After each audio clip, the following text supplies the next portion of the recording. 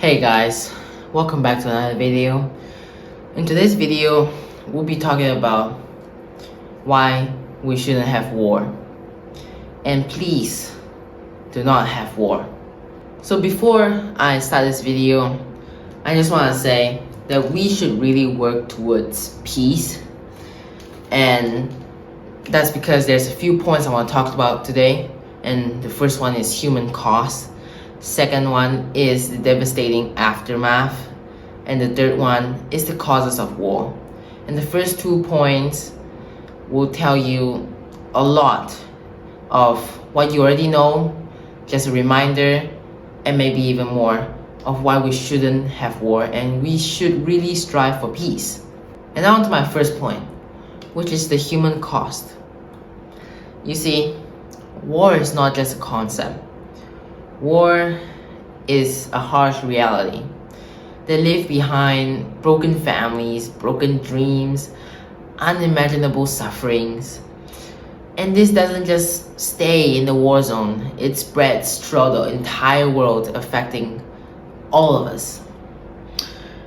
Just consider the individuals that experience killing, experience having their son go to war, or having to be born in the war zone, having little babies inside the war zone. And what's the point? What's the point of raising up two sons, two children, if you're just going to put them back into war to kill other people's sons, other people's daughters? What's the point? These burdens and these sufferings are just so much, when an actual war happens. Think about how your loved ones are sent to war or died in war or fighting other people's loved ones. You have to think about them, and these things really just matters a lot. So that's why I think we should strive to prevent war instead of striving for a war. And now on to my second point, which is the lingering aftermath. You see, other than the immediate deaths in the war, which is devastating, there are a huge shadow cast upon us after the war in the aftermath. The aftermath of a war is not just about the buildings, not just about the environment, but it disrupts economy, it disrupts education, it disrupts crippled healthcare centers, it disrupts the most basic necessities in life. Just imagine having a child born in this time and this generation, and having access to clean water, to electricity is a luxury. And you cannot even imagine that right now, right? It's the kind of suffering that nobody should be enduring. It's the kind of suffering that the world shouldn't be in. And that's what an aftermath of a war look like. And in reality, it's probably even more harsh and difficult than that, where you have to struggle for your daily needs. And now on to my third point, which is the causes of a war. So it is key to understand what causes a war to prevent one. Anyways, the first reason why a war would start is potentially because of territory dispute. You see, there are many countries in this world where they start a war because they believe that that territory belongs to them, first of all, or it could happen like they don't have enough land for the people because they have too much population, and that's why they try to expand. And that's how a war started as well. And these nations would just need to compete with each other in military and to, fight, kill for land, which is something that I think is just not right, to kill for land. And the worst part is that I don't really have a solution to that in a short-term matter. there is no such thing as a short-term solution to where to put your population when you have a small land, and that's very frustrating. Another second cause is the power struggles. So a lot of politicians, leaders in countries, they seek position, they seek power, and many of them lead to a conclusion of why not we have war. There are many reasons why they could end up with the conclusion of why not war, but it does a lot of times.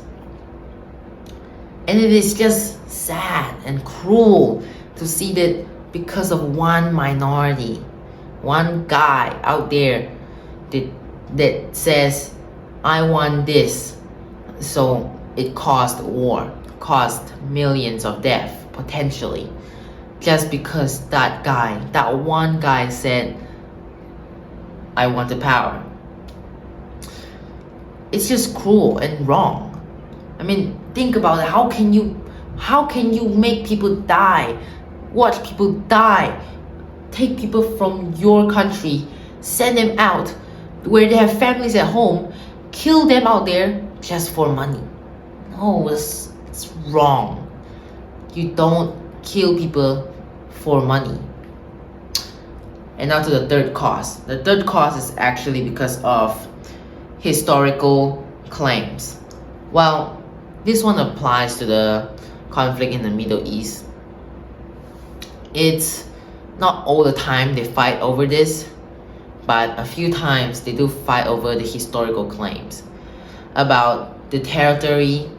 I think that this land belongs to me, and historically saying it belongs to me. And the other one just said, historically you weren't here when I come here, so it belongs to me. And then the other guy says, well, historically, even though I'm not there when you were there, I was there before you were there. It's kind of complicated, but yes, this could also lead to war, which is very disgusting to see that humans are killing each other for a piece of land. The land is dead, but the humans are alive, and they decide to kill the one that is alive for the one that is dead. And the last one is because of religion's difference. Well, this one rarely happen in Asia or in Westerners country, but more on the Middle East again. They do fight over religion's difference, and I just want to say that we can coexist. There are many countries out there, example for Malaysia. Countries like us have different religions coexisting together in peace, and in fact we're very happy, we're very friendly with each other. We do not need to fight over our beliefs. We respect each other's belief, and we believe that whatever you believe is what you believe. I'm not going to strongly disagree with you. Someday maybe we can have a conversation about it, but we're never going to strongly disagree on your belief just because I believe so. And we as Malaysians are proof that we can coexist peacefully instead of needing to result into war. If not, Malaysia, for example, would have been a constant war zone between itself already. So yes, these are four main or really popular reasons to why war starts. Well, I personally think that we should have a more compassionate world. And the way I think that we could try to prevent war in the long term is we could potentially promote diplomacy and negotiation. I think we should really just talk it out. I know it sounds ridiculous, because can you even imagine Zelensky and Putin suddenly just, let's talk this out. I don't want to kill your man, you don't want to kill my man. Look, I know it sounds kind of ridiculous in some situations, but sometimes we just gotta put down our faces, which is something that they're just not willing to do. Put down our faces, talk it out. If not, your men are gonna die. You're not dying, but every single individual that has the same organ, same eyes and mouth as you is dying out there in your place. So we gotta talk it out. Second one is maybe perhaps we can promote understanding and tolerance. The world should have more tolerance, honestly. You cannot just walk up to a person and be like, "You step on my foot." Okay, yes, there's much more worse things that happen than stepping on people's foot, but you know, even if somebody punch you in the stomach and you're really mad about it, why don't you just take a breath? Please, if you just take a breath, you know, as a human, if you punch another human, the effect's not that much. But if a country punching a country over and over again, the effect's not gonna be small. Okay? Not economically wise, or just economically wise, and in terms of your country's land and the people's death, it's just going to be horrible. And next one is, why don't we promote economic and political stability? Political stability is kind of hard, depending on what stability you're talking about. Between countries, that's also hard. But having political stability within your countries, having non-corrupted politicians, are also hard. But I just hope the world could have more righteous and honored politicians. We need good leaders to lead our country into a good future, not leaders that want power and decide that war is the best solution to that.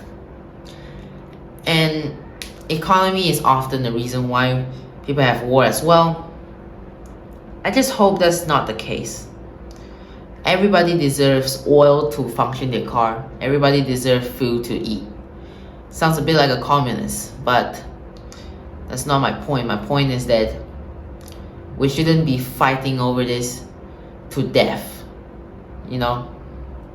So yeah, that's a few things that could create a better world if they would just be that way. Well, of course, there's a reason why I'm making this video, and there's a reference to what's going on in this world right now. So in conclusion, there's human lives on the line, and the aftermath of a war is horrible. And the causes of it is just because of the pure frustration between humans. And we cannot just put aside the fact that there are many people suffering out there because of war.